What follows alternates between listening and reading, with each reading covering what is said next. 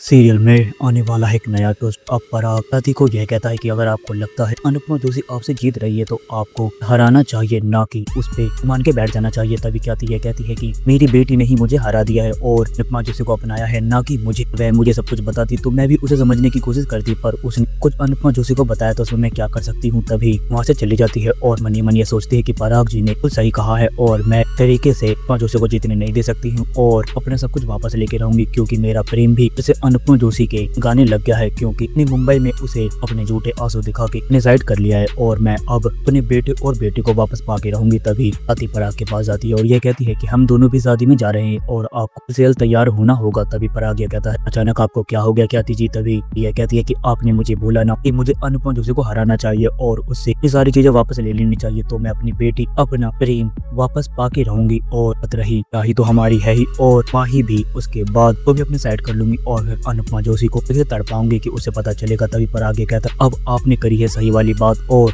आपको अपना सब कुछ हासिल करना होगा। तभी ये कहती है कि बस हमें जल्द से जल्द उस पहुंचना होगा, क्योंकि मुझे अपनी बेटी के का फंक्शन अटेंड करना है। तभी पराग और ख्याति दोनों और प्रार्थना की रस्म में पहुंच जाते हैं और जैसे अनुपमा पराग और ख्याति को देखती है वो काफी ज्यादा खुश हो जाती है और बिना जाने न समझे की चाल को ख्याति को घर के अंदर लेके जाती है और ये कहती है कि आप अच्छा किया कि आप अपनी बेटी की सगाई में आए। तभी ये कहती है कि मुझे आपसे कोई मतलब नहीं है और मुझे आपसे कोई भी बात करनी नहीं है, सिर्फ और सिर्फ मैं अपने बेटी और दामाद के लिए आई हूँ। और आपको एक बात बता दूं अनुपमा जोशी, फिर से बोलने की सोच रहा है मत, क्योंकि मुझे आपसे कोई बातचीत नहीं करनी है। क्योंकि अनुपमा को इनकी बातों को काफी ज्यादा बुरा लगता है और पराग ये कहता है कि अनुपमा जोशी आपसे हमें कोई भी रिश्ता नहीं रखना है, हमें सिर्फ और सिर्फ फैमिली मेंबर से मतलब है और प्रार्थना के लिए आए हैं। और अगर प्रार्थना के साथ खुश है तो आज से अंश को भी अपना दामाद मानते हैं और स्वाति जी भी सिर्फ और सिर्फ और अंश के लिए ही आई है। तभी प्रेम भी को देख लेता है और ये कहता है कि मम्मी चुकी हो। तभी अनुपमा कहती है कि जी ने भी और प्रार्थना की शादी को एक्सेप्ट कर लिया है। तभी प्रेम को ये बात विश्वास नहीं होता, मनी मनी सोचने लगता है कहीं ये दिमाग की चाल तो नहीं है। तभी पति अपने गले लगा लेती है और ये कहती है कि प्रेम हम लोगों की खुशी यही चीज है,